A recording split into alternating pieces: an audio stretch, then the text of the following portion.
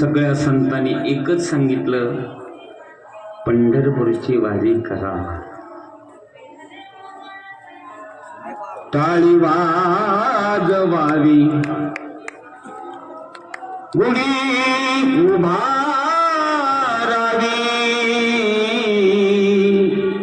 वाटती चालावी पंढरी, पंढरीची वाटती चालावी,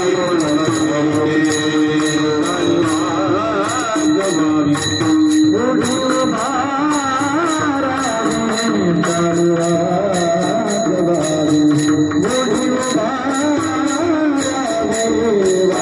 गुढी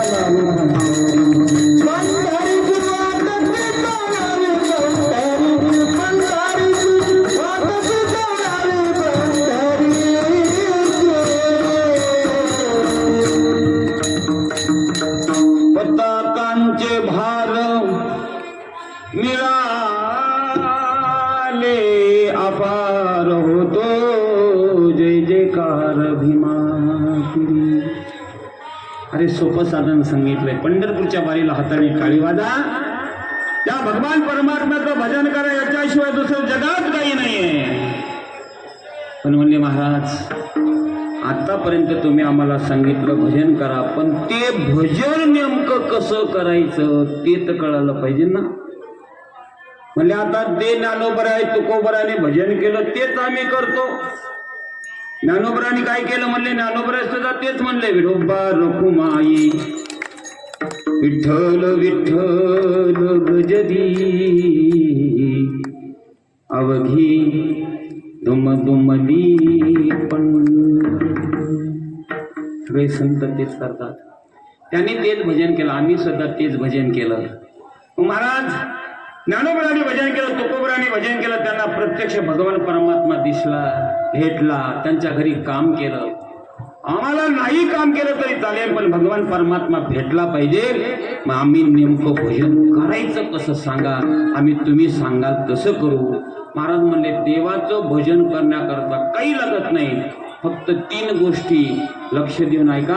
एवढे जर कळालं की देव आपल्या स्वप्नात आल्याशिवाय राहणार नाही. म्हणजे काय करायचं, काहीच करायचं नाही, त्या देवाच्या पुढे उभं राहायचं, देवाला डोळे भरून पाहायचं.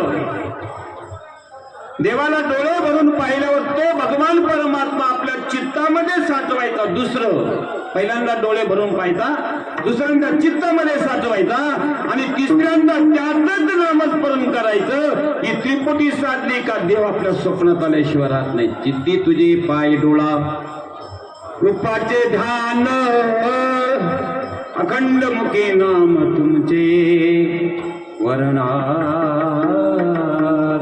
गुण. म्हणजे इथं सोपं आहे, सोपं आहे. त्या देवाला डोळ्याने पाहिलं ना, त्या देवाला जर तू आतमध्ये पाहायला लागला, देव नाही भेटायचा तुला, उरूस भरून तुझ्या हृदयामध्ये. अगोदर अंतकरणातला उरूस बाहेर काढ, अंतकरणातले विकार बाजूला काढ. हे विकार जर गेले ना, देवाला सांगायची गरज नाही, येऊन गोपाळ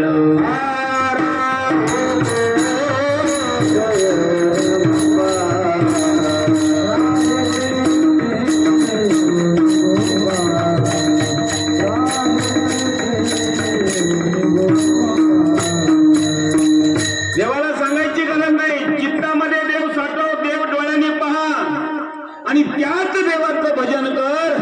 देव स्वप्नात आल्याशिवाय राहणार नाही. पण महाराज, देवाला पाहण्याकरता चर्मचक्षुन ज्या देवाला पाहतात ना, हा भगवान परमात्मा पाहत असताना कसा पाहायचा. म्हणजे भाऊ, पाहुणे 8 वाजून गेले, तिकडे दुसरीकडे कार्यक्रम आहे, त्यांचेही कार्यक्रम करायचे. उद्या सांग तुला काय सांगायचं. ज्ञानेश्वर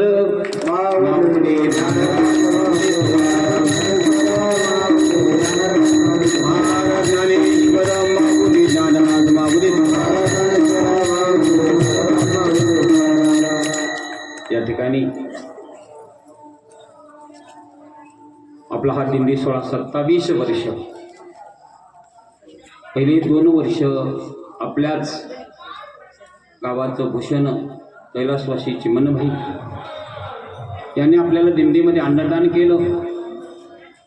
नंतर वसंतभाई शहा